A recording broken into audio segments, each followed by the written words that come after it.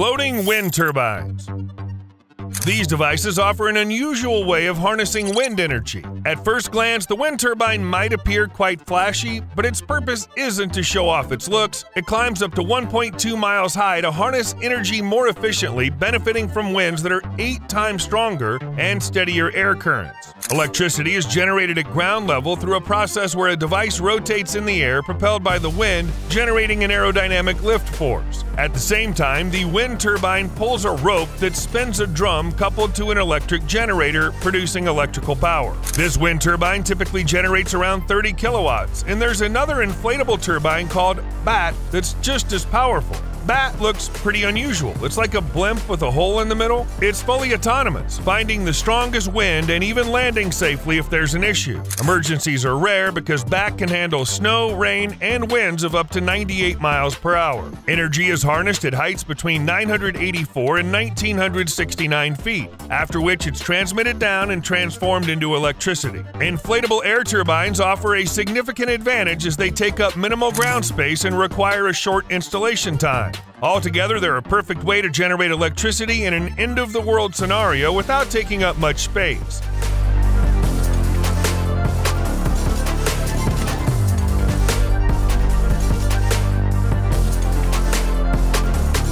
Flying inventions harnessing wind power seem to embrace the most imaginative ideas. For instance, there are airborne wind turbines resembling surveillance drones. Also, wind energy is captured using sails, and in some cases it's gathered through a flying vehicle that looks a lot like an airplane. MOSE.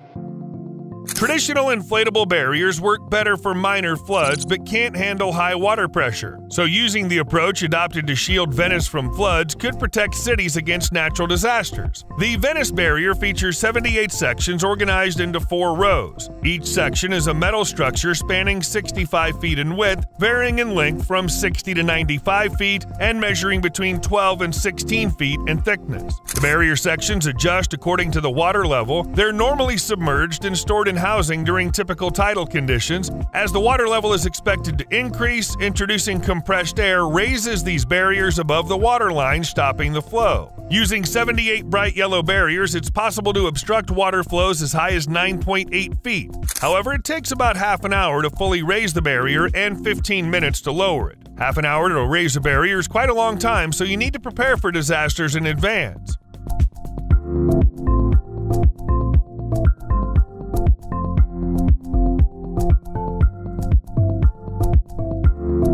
This barrier has the world's largest moving sections and offers much better protection against water. Each section stands at a height of approximately 72 feet, weighing 5,500 tons. The video demonstrates the barrier closing, a process that takes a full 2.5 hours in real time. Fog catchers. As traditional ways of obtaining water dwindle in an end-of-day scenario, unique methods like specialized nets designed to harvest water from fog may come in handy. Various types of nets essentially have the same qualities. They're designed to be carbon neutral, made of food-safe materials, and resistant to UV rays. Furthermore, these nets are designed with flexible troughs that direct water flow into the tank. The incorporation of rubber expanders allows the net to withstand winds of up to 75 miles per hour. The nets collect water through a process where wind-blown fog passes through them, leaving behind water particles.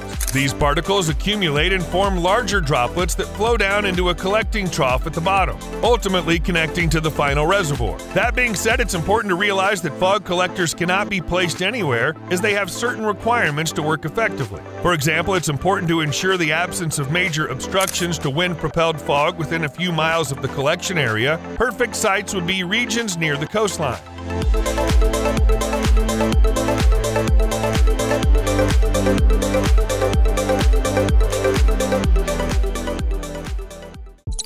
Floating farms.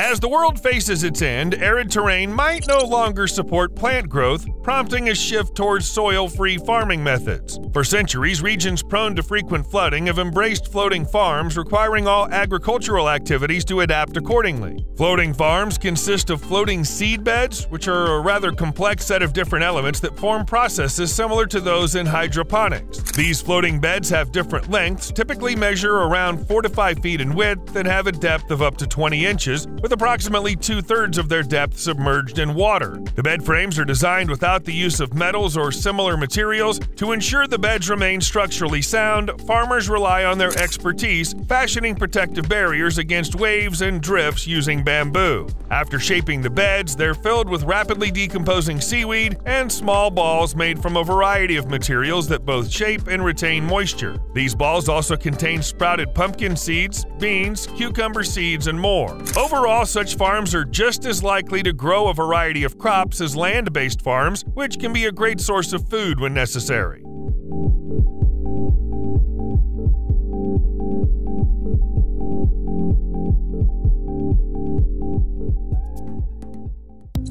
Solar water solution. When preparing for the apocalypse, ensuring access to safe drinking water involves more than just collecting rainwater. A creative combination of a shipping container and solar panels offers a unique solution to generate clean water from both rain and seawater. The container is the desalination facility itself, while the solar panels enable desalination without relying on the power grid. Solar desalination works by pressuring seawater through a specialized synthetic membrane, which catches up to 98% of mineral salts and impurities. According to the creators, this efficient purification system treats approximately 924 to 1,850 gallons of water every hour.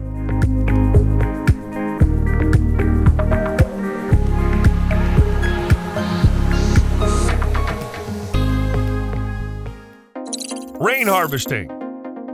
Since we mentioned rainwater harvesting, it's a simple method that doesn't need any intricate gadgets. To begin, you'll require a gutter system that directs rainwater from the roof. Typically made of metal or plastic, it's important that the material of the gutter doesn't chemically interact with rainwater or its potential contents. Furthermore, the gutter must be strong enough to endure extreme weather conditions. The second, most important part is a filter that strains the water, removing impurities and making it drinkable. Naturally, these filters use mesh screens to block leaves and debris from contaminating the water. Installing them is usually quite easy. They fit right into the gutter cut.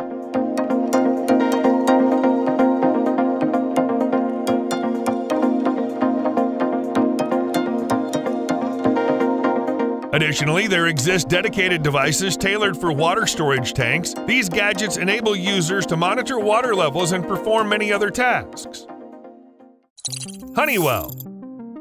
Having a wind turbine for uninterrupted electricity during disasters, as long as there's wind, is a great asset. It's even better if it's a Windtronics turbine, far more efficient than other similar products. Honeywell's turbine stands out in its ability to produce energy right at the tips of its blades. Unlike conventional models that need significant wind force to start rotating from the center, this turbine's design incorporates magnets and stators around the outer ring, allowing it to capture energy efficiently. Also, it has the capability to turn following the wind's direction. Furthermore, this turbine offers extra functionalities that might prove handy in apocalyptic scenarios. Its robust build ensures resilience in harsh conditions, and thanks to its design, Honeywell turbine operates significantly quieter than conventional models.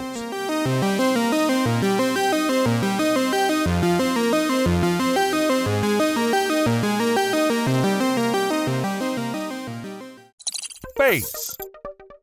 The apocalypse is often portrayed as a raging inferno devouring everything in its wake.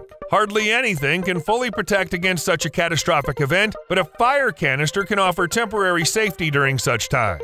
This device features an air valve up top, an air pressure gauge on the side, and a sprinkler head down below. It's loaded with a blend of water and eco-friendly fire retardant and can be attached to house walls or outdoor fences. Using the canister is pretty simple. Just place it in the required spot. However, it's vital to keep the pressure inside at about 50 psi, maintained by a hand air pump or compressor.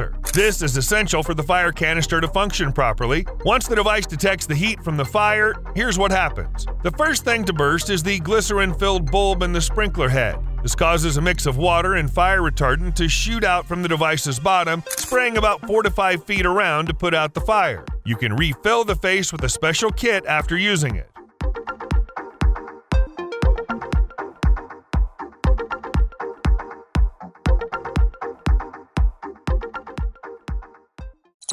Mammoth Overland Trailer.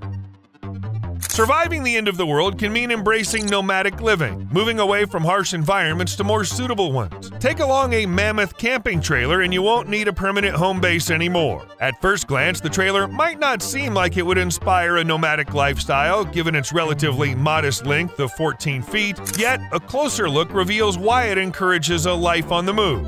To begin, the trailer provides a hassle-free and comfortable cooking experience wherever you are. It boasts a kitchen equipped with a dual-burner stove, sink, and electric refrigerator. Also, the kitchen section comes with a water heater, a shower sprayer, and an awning for extra comfort. There's also enough place for rest, since inside you'll find a 6.56 by 6.56 foot bed, spacious enough for 2 adults and a small kid. Plus, there's a drop-down platform that can either double as a bunk bed or serve as a table. The trailer also serves as a versatile carrier for survival essentials. It features a modular roof rack that can carry 500 pounds while in motion and 1,000 pounds when parked.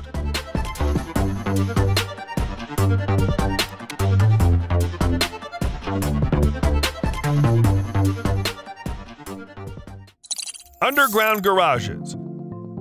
Beyond their convenience, underground garages become vital during doomsday scenarios, serving as a shelter for vehicles during catastrophic events and offering refuge for people. Overall, underground garages are like less robust versions of bunkers, not specifically built for apocalypse survival. However, being below ground means they're shielded by soil and can serve as a hiding spot, shielding you from natural disasters. Underground garages can also double as storage spaces for survival gear in case you need to seek safety below ground. It's important to remember that the elevator mechanism in underground garages should never be powered by the power grid. During natural disasters, this system often fails, so you may not be able to access your underground garage, which was your main hope for safety.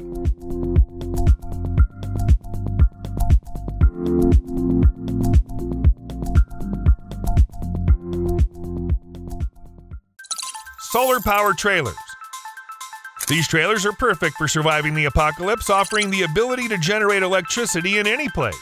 123E Solar's most advanced trailer model is the hybrid solar diesel trailer, designed for easy transport and deployment on the location. Upon deployment, the trailer showcases 16 solar panels, producing 7.2 kilowatts of power, fueling an integrated hybrid inverter. Complementing these solar features is a diesel generator with a specific fuel tank and a rechargeable battery storing surplus energy. The inverter transforms solar and diesel-generated AC power into DC power to keep the AC load running. It also manages the diesel generator, activating it if the voltage falls under 48 volts and shutting it down when the solar panels hit 52 volts. With DC and AC outputs, the trailer allows direct connection to the battery, giving you the ability to charge your devices wherever you go.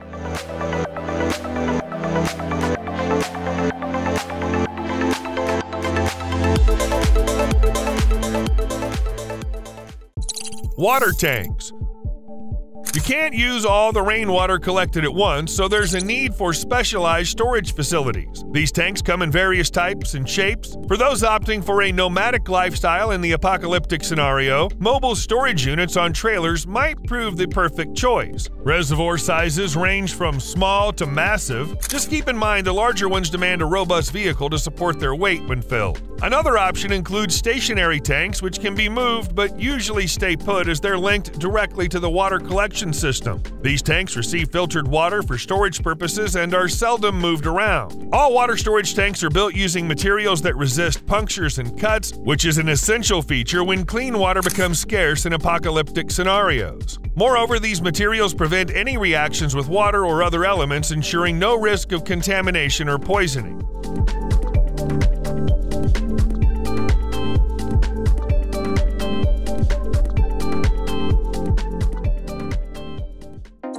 Valley storm shelters. Tornadoes pose the biggest threat to shelters, but valley shelters demonstrate exceptional resilience. They can successfully endure tornadoes of the highest power class, featuring wind speeds of up to 300 miles per hour. Furthermore, the shelter holds up admirably against debris hurled by high winds, brought by floods, or dislodged by earthquakes. During tests, it endured the impact of a nearly 2-ton car traveling at high speed. Valley shelters are incredibly robust, made from thick steel plates anchored onto a concrete base with carbon steel anchors. Starting at a size of 13 by 13 feet, the smallest shelter can accommodate 3 people, whereas the largest shelter offered by the company provides safety for up to 36 people.